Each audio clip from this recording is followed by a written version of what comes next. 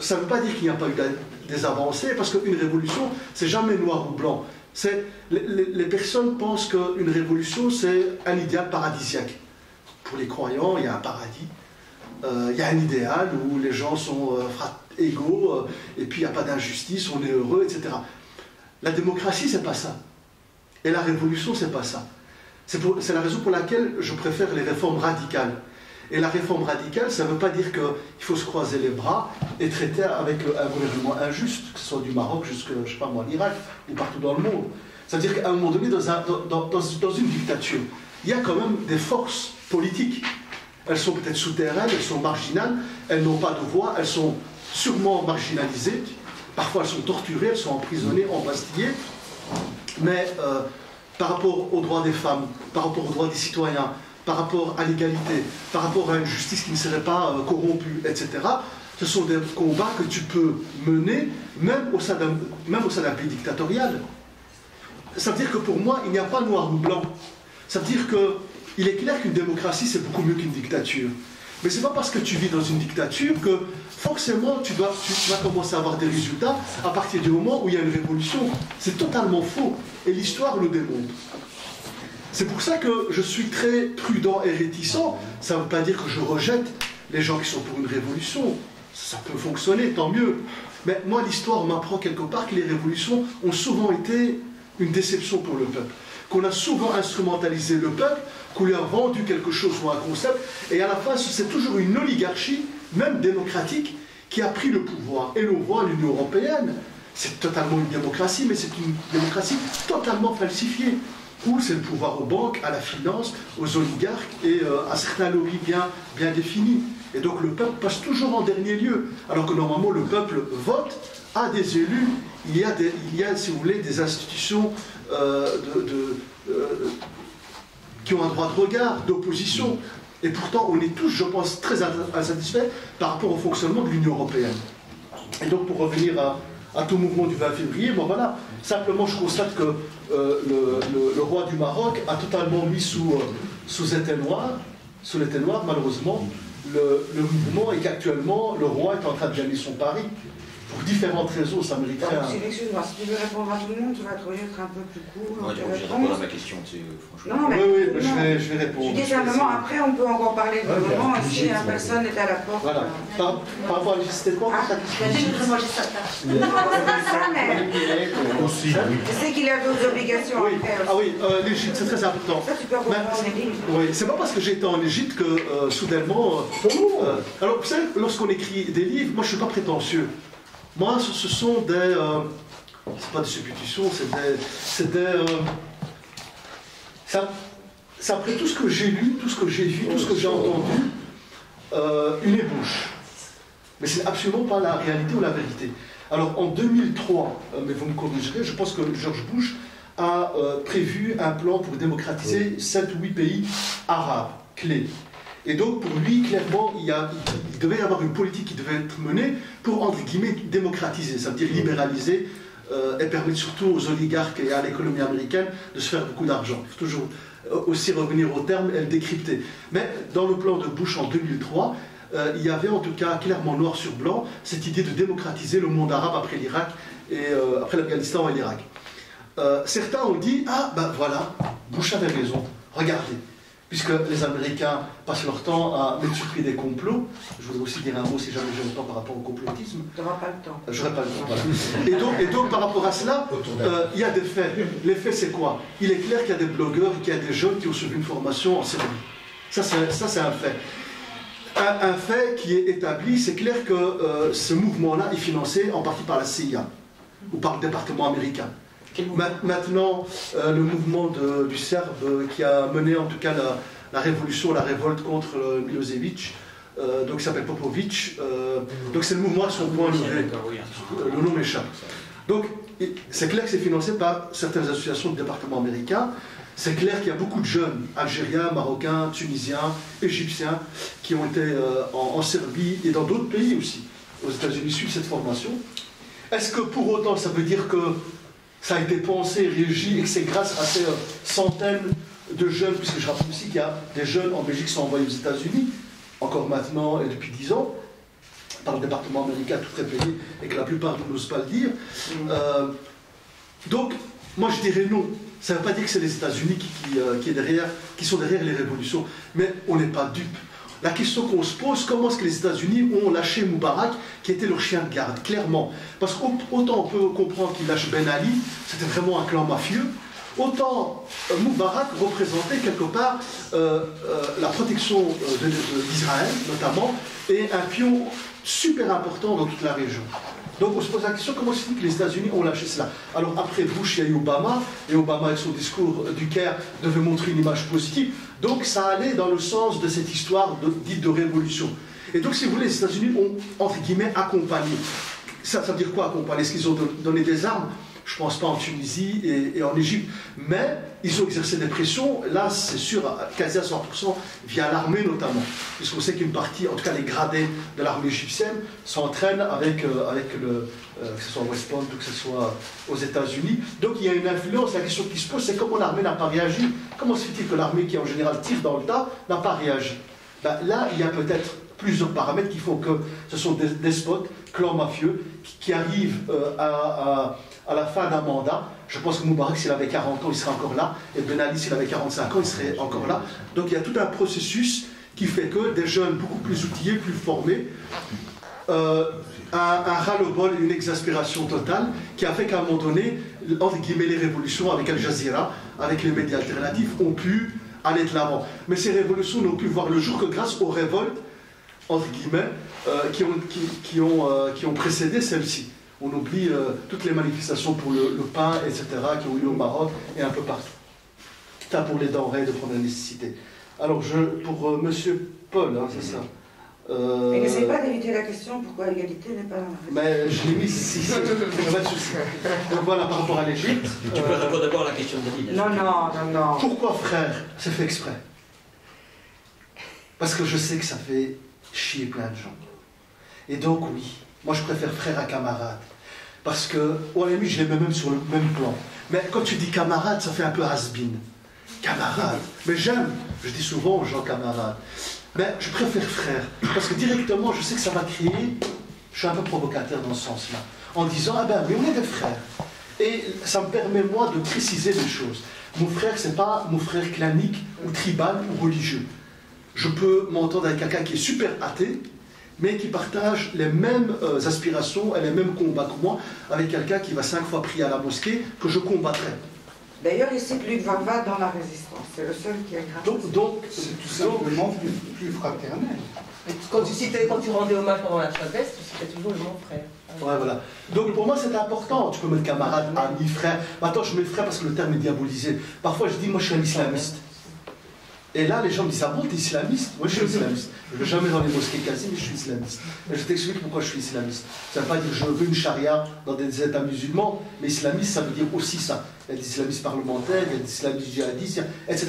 Tu as un peu, c'est un débat. Forcément, quand tu écris un bouquin, tu vas t'attendre à créer la polémique et à avoir des questions politiquement incorrectes. Et parfois, il faut aussi titiller. C'est ma façon aussi de titiller via ce terme-là. Réforme dans un système non démocratique, ça j'ai répondu. Toute la réforme n'a jamais abouti. Oui et non. Mais bon, ça c'est trop long à expliquer. On part du principe que toute réforme n'a jamais abouti. Oui, non. Ça dépend des périodes, ça dépend de l'époque, ça dépend des pays. Je me méfie de la révolution. Oui, je me méfie des révolutions, totalement. Totalement, parce que historiquement, ça a été très souvent une déception. Je veux dire, c'est pas moi qui l'invente. Hein. Vous étudiez l'histoire des 1000 dernières années, dernier millénaire, et vous allez vous rendre compte que vous prenez 20 révolutions, ben sur les 20, il y en a peut-être 17 qui sont une totale déception. Et donc, à un moment donné, tu te poses la question en tant que militant, c'est quoi une révolution? C'est quoi? C'est abattre un pouvoir despotique et mettre un pouvoir juste. Mais ça, tout le monde, même les gens d'extrême droite, c'est ce qu'ils veulent. Mais à partir du moment où tu prends le pouvoir, toi-même, tu deviens despotique pour ton propre peuple. Ou alors pire, pour le bien du peuple, comme les Khmers rouges. Pour les biens du peuple, pour les Khmers rouges. Le panarabisme, c'était plus ou moins la même chose. Lorsqu'il y a eu les indépendances du monde arabe après la colonisation, ben, il y avait un mouvement dit panarabiste. Ben, c'était un mouvement très intéressant. D'autant plus c'était un mouvement social, socialiste, de gauche. Mais on s'est rendu compte que malheureusement, c'était un mouvement plutôt oligarque, avec un système totalement mafieux, donc, et qui a malheureusement, qui a heureusement chuté. Voilà, donc, Paul, l'assassinat de Burundi, ça me dépasse. Je parle du Rwanda, mais Burundi. Lumumba, oui, c'est quelqu'un, oui, c'est vrai. Mais je ne sais pas si tu avais une question précise ou. Non, c'était plus un point. La question du juste milieu, c'est-à-dire que. Ah ouais, l'attaque des personnes. Et le juste milieu avec Lumumba, c'est l'attaque des personnes sur le justice. Voilà, c'est ça aussi. Lumumba, ça reste une référence, que ce soit pour moi ou tous les militants. Mais voilà, Lumumba, c'est CIA, c'est la Belgique ou le gouvernement ou le roi Baudouin. Ils ont une responsabilité directe, voire indirecte, mais au moins indirecte minimum, puisqu'il y a une commission parlementaire qui s'est même excusée via Louis Michel il y a 8 ans, je crois, c'est une solution bon. Donc oui, c'est malheureux. Et encore une fois, on voit que l'Occident privilégie très souvent les dictateurs aux démocrates. Et bon, c'est malheureusement encore un autre débat.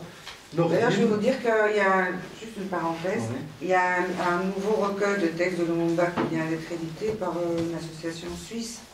Et un des projets, c'est de faire un livre, pas avec un auteur, mais avec ce petit recueil de textes de Lumumba. Donc je le mettrai sur Facebook aussi. Alors Nordine, ouais, je suis d'accord avec toi je dirais à 95%. Création de l'État d'Israël, ça me permettra de te répondre. Moi je trouve que l'Israël est une démocratie. Alors c'est clair que les gens, s'ils voient cette vidéo, on va avoir son lot d'insultes. Parce que le problème, c'est que beaucoup de gens font une erreur magistrale. C'est que pour eux, la démocratie est un idéal. Et lorsqu'ils énoncent le terme « Non, Israël n'est pas une démocratie », pour eux, ils partent du principe que la démocratie, c'est le peuple doit être entendu, il y a le droit de vote, une justice totalement indépendante, un pays ou un gouvernement qui écoute son peuple, qui met les banques, pas sur le côté, mais en tout cas qui contrôle les banques. Mais ça, c'est pas une démocratie, ça. Ça, c'est Alice au pays des merveilles et c'est bisounours. Et donc, la démocratie, c'est absolument pas ça. La démocratie, dans l'idéal, ça pourrait être ça. C'est comme les islamistes, lorsqu'ils parlent du Coran, de l'islam ou d'un État avec une charia. Moi, quand j'entends certains qui me parlent de la charia, vous avez l'impression que c'est Alice au pays des merveilles, il n'y aurait plus de voleurs, ce serait un État formidable, la justice, elle serait rentrée. Mais on sait que dans la réalité et dans toute l'histoire musulmane, peut-être à quelques très rares périodes, puisque dès la mort du prophète, les musulmans n'ont pas arrêté de se massacrer les uns contre les autres. Et quand on dit ça, alors que ce sont des faits historiques, alors les gens vont se dire, mais non, mais c'est pas vrai, non, et on ne polémique pas, on prend les faits, et on discute et on débat. Donc que ce soit pour l'islamisme ou la démocratie, il faut à un moment donné sortir de cette vision un peu angélique, et se dire qu'Israël est une démocratie à partir du moment où quoi?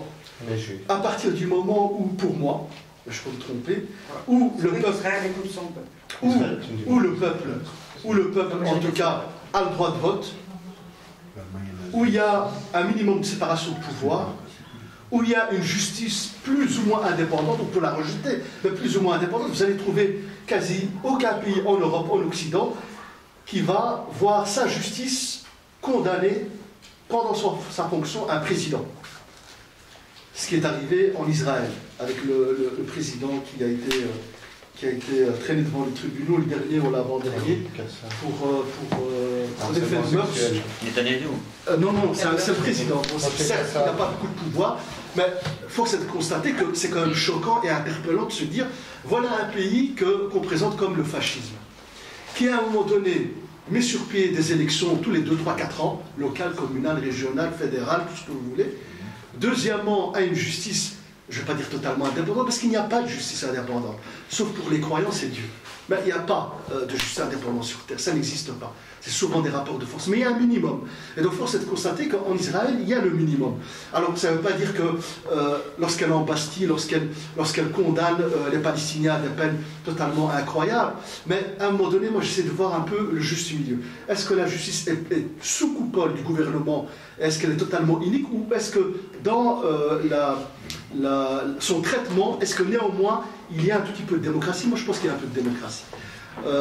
Les médias, pour moi, c'est un facteur. Les médias, par exemple, dans certains pays, ou la plupart des pays du monde arabe, la plupart des journalistes qui écriraient un article très virulent sur le gouvernement, soit perd son job, soit est emprisonné, ou soit, en tout cas, est intimidé ou emprisonné. Ce n'est pas le cas d'Israël. Très souvent, ils sont peut-être intimidés, Il y a une loi qui a vu le jour, je pense récemment, pour restreindre les libertés des médias. Je ne sais même pas si elle a été votée d'ailleurs, mais elle a été proposée. Mais, excusez-moi, les médias et les journalistes en Israël sont beaucoup plus libres, et surtout par rapport aux actes criminels d'Israël, pour traiter l'information qu'à Bruxelles, Paris ou Washington. Donc, tous ces paramètres-là, moi je suis quelqu'un d'honnête, j'essaye d'être honnête. Justice, médias, démocratie, en tout cas les élections. Est-ce qu'il y a le minimum qui est garanti? Oui. À partir de là, c'est une démocratie. Parce qu'on part du presque. Mais alors, vous savez, la France est une démocratie depuis un siècle. Elle ne donnait pas le droit de vote aux femmes, elle méprisait les étrangers, il y a eu le génocide juif, et pourtant ça continue à être une démocratie, même s'il y a eu un intermède de 50, 40 et 45. Mais la démocratie française a colonisé, a pillé, a massacré, a torturé. Pourtant c'était continu. Et donc par rapport à cela, voilà, donc ça c'est pour répondre. Ils font quoi? Pourquoi laisse-le finir, après on vous parlez entre vous. Pour moi, Non, mais j'aime beaucoup. j'ai pas dit que je suis d'accord. hein. voilà, parce que pour moi c'est une démocratie. Ils font la même chose pour moi. Moi j'aimerais peut-être bien dire le contraire, mais je veux dire, en tant que gars honnête, je peux pas manipuler ou sortir des contre-vérités. Laissez aussi finir, après on parlera entre nous librement. Avec Israël existe depuis 48. Israël existe depuis 48, ça a été un État imposé par les Nations Unies, par la seule volonté, surtout des États-Unis, de la Grande-Bretagne et de l'Europe de manière générale. Les pays non alignés ou les pays du Sud ou arabes ou musulmans n'avaient pas voix au chapitre. Donc l'ONU, c'est comme les droits de l'homme. L'ONU, c'était une entité internationale pour les pays, entre guillemets, démocratiques, blancs, etc. Et les pays colonisés, forcément, ils n'avaient pas de voix pour s'exprimer. Alors, est-ce qu'on doit, maintenant, 65 ou 60 ans après, accepter le fait accompli? C'est vrai que c'est une question. Il y en a qui ne l'acceptent pas. Moi, j'ai un total respect pour ces gens-là. Et je peux comprendre totalement. Je pense que moi, il y a 10 ans, non, par rapport au fait qu'Israël, il faut quelque part pas l'accepter, parce que ça a été une loi imposée de haut qui a destitué une terre qui appartenait aux Palestiniens, il y a eu l'exode forcé, il y a eu des crimes, etc. Et donc on ne peut pas, même en 2012, 13, accepter ce fait accompli, même si ça date d'il y a 60 ans, et même s'il y a une décision de l'ONU.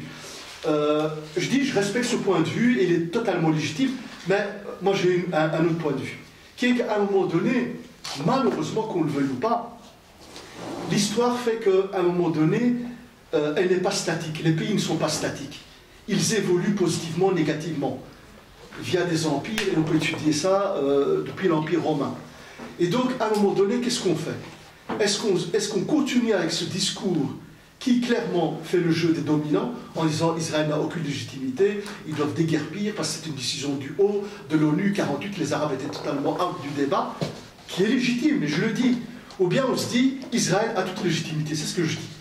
Elle n'a pas toute légitimité par rapport à la manière dont ça s'est fait. Attention. Mais moi, je ne veux pas commencer à perdre mon temps dans des débats stériles en disant, non, ils ne sont pas légitimes, non, ceci, cela. Ils sont là, on fait quoi maintenant? Et donc, mon intérêt, si vous voulez, c'est de voir, à partir de ce rapport de force totalement disproportionné, et de cet état de fait qui fait qu'Israël est là depuis 48, qu'est-ce qu'on fait? Et c'est pour ça que je dis que ça pourrait être une chance pour le monde arabe. D'abord parce que, je n'ai jamais avalé que les Juifs aient quitté le Maroc, le monde arabe. D'abord, je n'ai jamais avalé, parce que ça a été une volonté de certains États despotiques, mais surtout des agences sionistes qui sont implantées notamment au Maroc via des écoles et certains instituts pour manipuler les Juifs séfarades marocains à l'époque, pour les pousser à émigrer en Israël.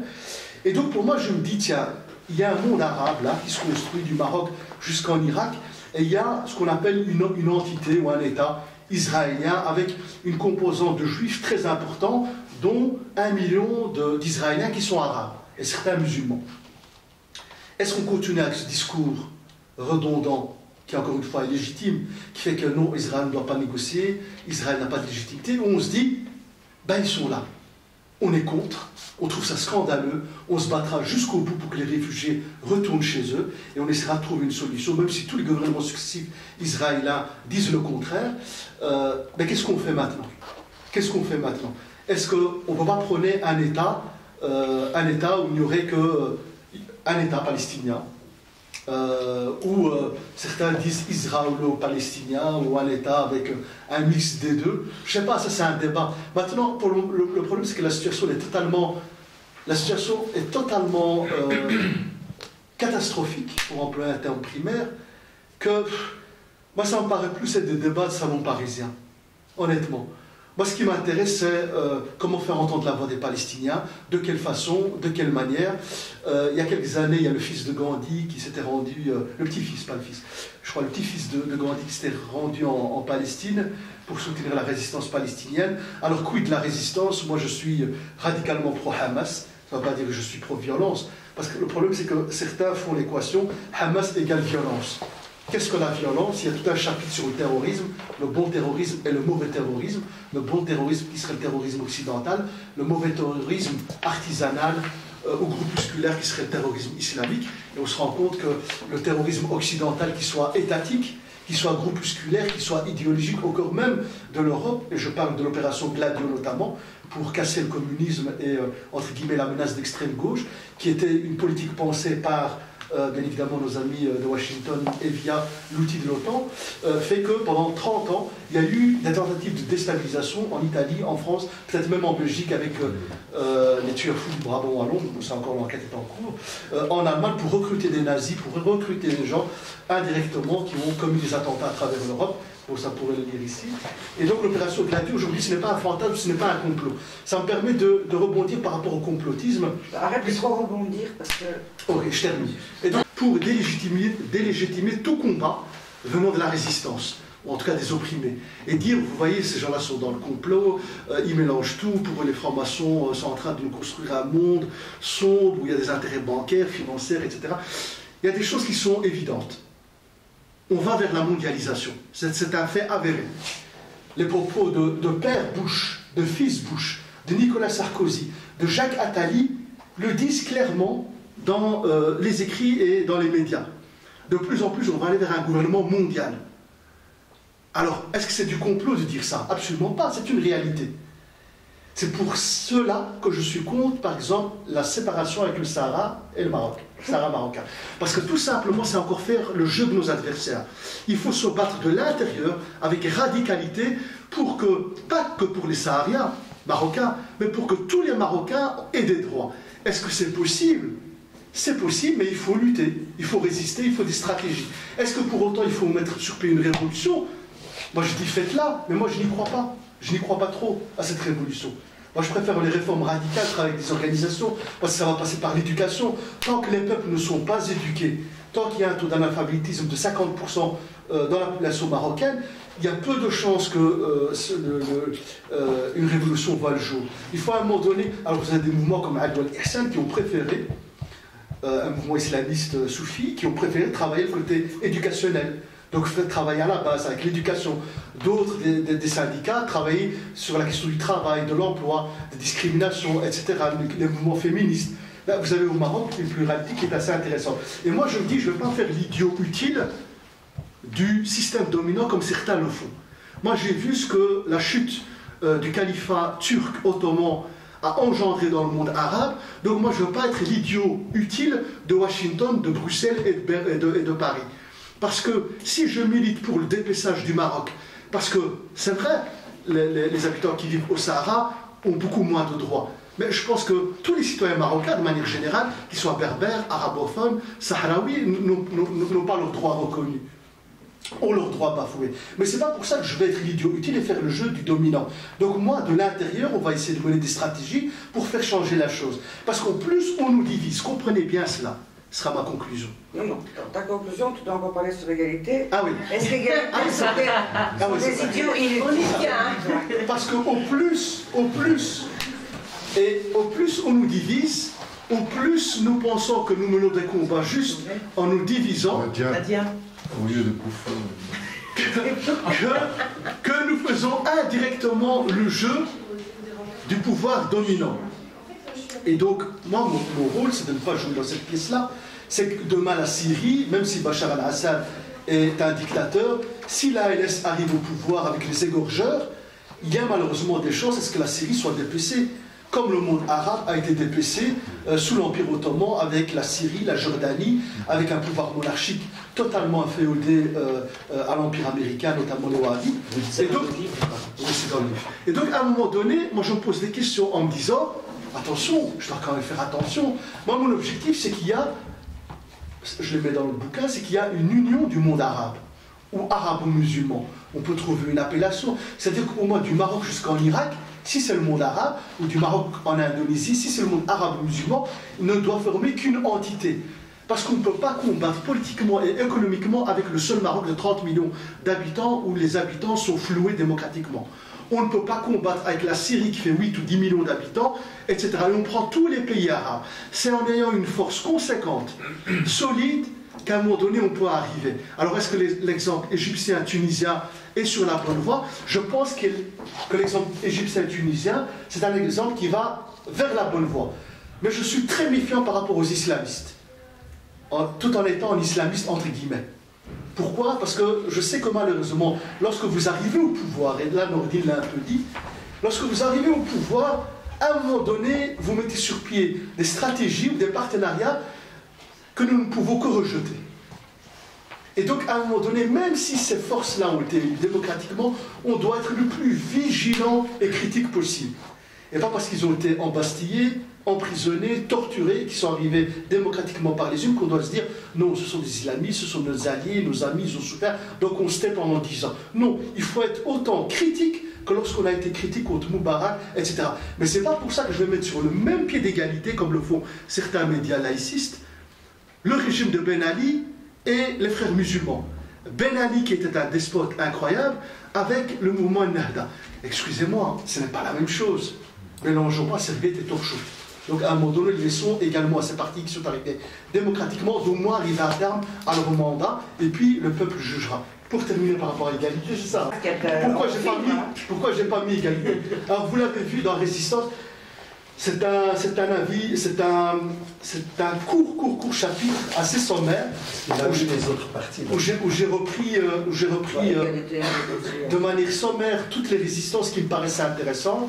Donc globalement du MRAP, même si on peut avoir plein de désaccords, à Rokhaya Diallo que vous connaissez, en passant par, je sais pas moi, Henri Goldman, en passant par l'IPJB, en passant par Jean Picmont, Michel Collomb, etc. Pourquoi j'ai pas mis égalité? Parce que j'ai voulu ne pas mélanger les genres entre des dynamiques surtout associatives et politiques entre guillemets et un mouvement parti politique. Parce que si je mets égalité, je dois mettre aussi éventuellement la NPA. Et là, je rentre dans... là, il faudra à la limite un bouquin pour répertorier toutes les forces politiques, associatives et citoyennes qu'il y a en Europe. Et donc, je n'ai pas voulu rentrer dans ce jeu-là, parce que quelqu'un qui lit, il va se dire, égalité, pourquoi t'as pas mis mon parti, je sais pas moi, Parti communiste français, même si... il ne représente pas beaucoup de résistance aujourd'hui, etc. Et donc je me suis dit, égalité, je le mets, mais je mets quelqu'un qui pour moi symbolise le combat d'égalité et en même temps le combat citoyen et des droits humains, c'est Luc Vorwart. Et donc, voilà. Mais je n'ai pas Luc Vorwart qui est ici. Donc je n'ai pas voulu donner des bons points. C'est pas parce que les gens ne s'y retrouvent pas que... Alors, quelqu'un pourrait me dire, ouais, mais les indigènes de la République, c'est un parti politique. Je vais te défendre mieux que toi, Mohsen. Et j'ai pas lu le livre. Depuis quelques années, les militants des indigènes de République, entre parenthèses, en Belgique, voient égalité. Ça y est, c'est dingue. Moi, je l'ai mis... c'est son nègre qui a ajouté ça. Non, c'est un clin d'œil. C'est un clin d'œil. Les mythes, non? Il est bien mis. Il fait un clin d'œil. Donc, achetez le livre. Non, donc c'était surtout pour ça, pour pas... Parce qu'on va avoir des débats, et puis les gens vont me dire, oui, mais alors, quoi, notre parti aussi, on est l'extrême gauche. Je pense de rentrer dans ce débat-là. Donc, voilà, c'est plutôt les citoyens. Non, je pense qu'il a été...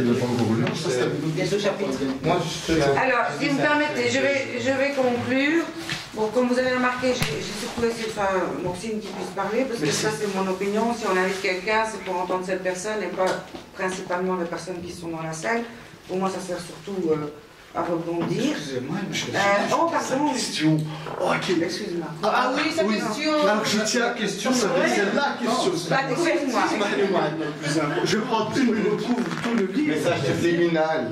Égalité petit, noir, blanc, noir. Je vais prendre une minute. Alors c'est vrai que c'est de l'auto-édition. Donc financièrement, si c'était en couleur, ça aurait coûté un tout petit peu cher, mais honnêtement, pas de l'âme, pas mettre de la couleur. Donc le volet financier n'était pas, c'était 0, quelques centimes. Donc ce n'est pas à cause des sous.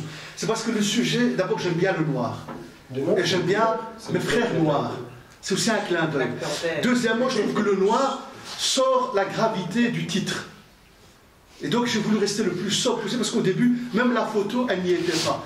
Dans la version que j'avais envoyée à l'imprimeur en France, la photo n'y était pas. Et après, je me suis dit, c'est moche parce que j'ai pris au moins 200 photos en Égypte.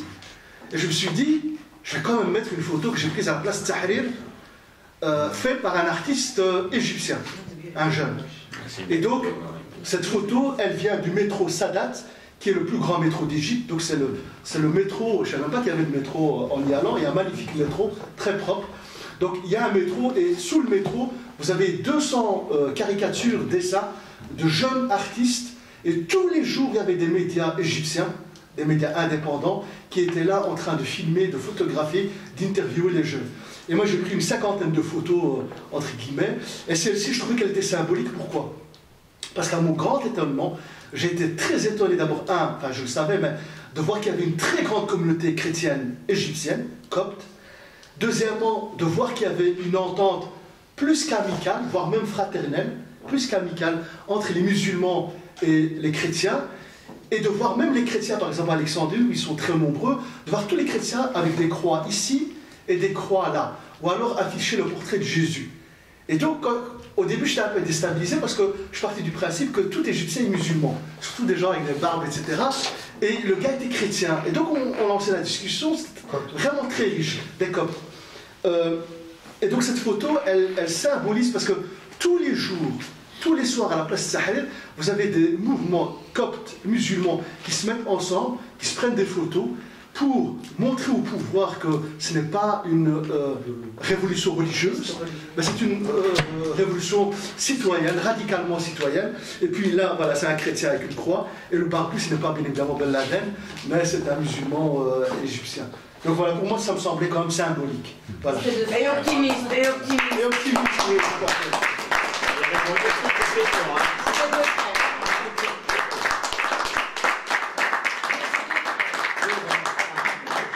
J'insiste donc pour que vous achetiez le livre de Maxime. Ah ouais. Et que vous preniez un petit morceau de tarte, un biscuit, du café, un jus, de l'eau. Voilà. Merci Maxime. Merci à vous. Merci.